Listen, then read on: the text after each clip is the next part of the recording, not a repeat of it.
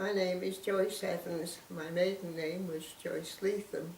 I was born in March 1926 in Glossop, Derbyshire.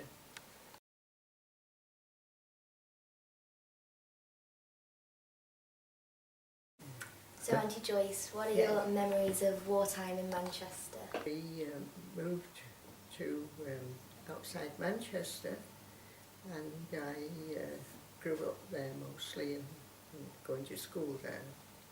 And then when I was 14, I had an abscess on the drum of my ear, and I had to go into the hospital, and that was in 1940. I went into Salford Royal Hospital to have an operation, which was done all from the inside of my ear. And I was in the hospital for just over 2 weeks during the time of the Blitz in Manchester. When you first went into the hospital, we were on the 4th floor, the top floor of in the ward. And when the Blitz was on, all our beds were pulled in away from the windows and moved into the centre of the ward. And then after I had my operation and was able to be moved, when the sirens went, all the patients that were able to be moved were moved down into the basement of the hospital in beds.